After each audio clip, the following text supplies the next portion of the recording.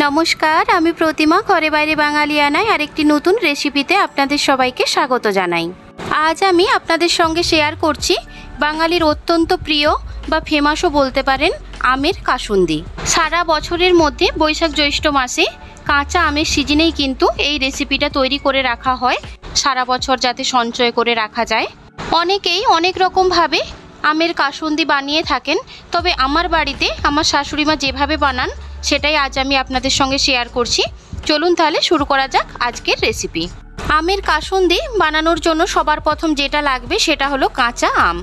देखुन यथेष्ट परिमाणे काँचा आम एखाने किन्तु गाछ थेके पेड़े नेওয়া हयेछे। आज आमरा प्राय 1.5 केजी आमेर कासुंदी बानाচ্ছি, सेई कारणे मा एखाने 1.5 केजी परिमाण काँचा आमेर खोसा खूब सुंदरभावे छाड़िये निয়েছে। एरपर एक एकटा आमके आठिर चार साइड थेके এইভাবে केटे निয়েছে আর আঠিগুলো বাদ দিয়ে দিয়েছে।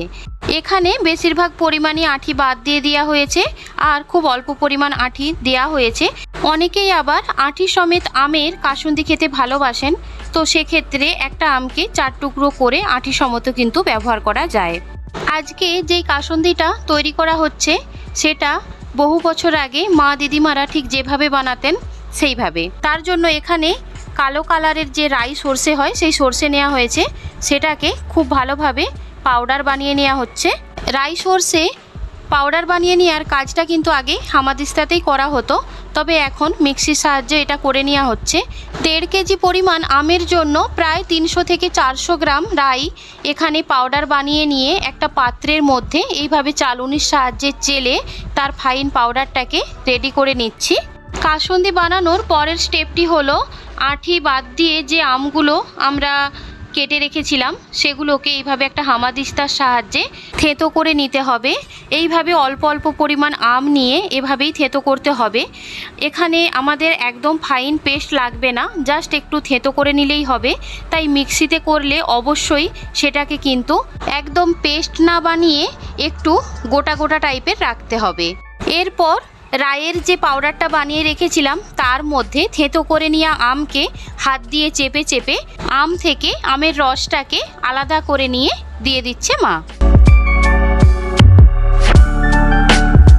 এটা কিন্তু কাসুন্দি, এটা কিন্তু কোনো আমের আচার না, তাই এর মধ্যে কোনো রকম তেলের কিন্তু ব্যবহার হবে না।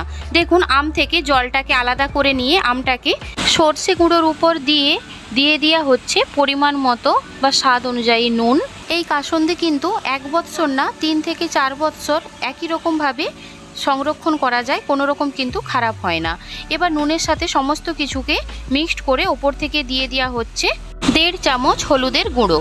ব্যাস, দেখতে গেলে কাসুন্দি কিন্তু একদম রেডি, এর মধ্যে আর কিছু কিন্তু দেওয়ার নেই।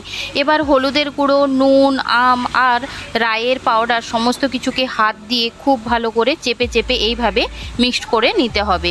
এর মধ্যে কোনো রকম কিন্তু জলের ব্যবহার একদমই হবে না। আমের মধ্যে যেটুকু জল রয়েছে সেটুকুর সাহায্যেই কিন্তু সমস্ত কিছুকে মেখে নিতে হবে। সবথেকে সহজ পদ্ধতিতে বাঙালির পুরনো দিনের যে কাঁচা আমের কাসুন্দির রেসিপি সেটি আপনাদের সঙ্গে শেয়ার করলাম। এখন যেহেতু কাঁচা আমের সময়, চাইলে আপনারাও একই রকমভাবে কিন্তু বানিয়ে নিতে পারেন। এবার এই কাসুন্দিকে একটা কাঁচের জারের মধ্যে ভরে মিনিমাম 5 দিন রাখতে হবে, নাহলে কিন্তু খেতে তেতো লাগবে। আপনারা 5 দিন পর থেকে এটা খেতে পারেন, তবে যত বেশি দিন রাখবেন তত কিন্তু এর টেস্ট ভালো হবে। মশলা মুড়ি বানানোর সময়, স্যালাডের সঙ্গে পেয়ারা মাখা, আম মাখা করার সময় অথবা মাছ ভাজা মাখার সময়ও এই কাসুন্দি দিলে অপূর্ব সুন্দর লাগে খেতে। ভিডিওটি ভালো লাগলে লাইক, কমেন্ট, শেয়ার করার অনুরোধ রইল।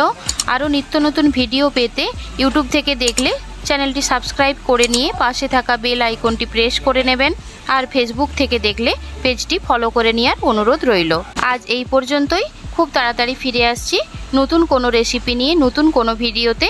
ভিডিওটি দেখার জন্য সবাইকে অসংখ্য ধন্যবাদ।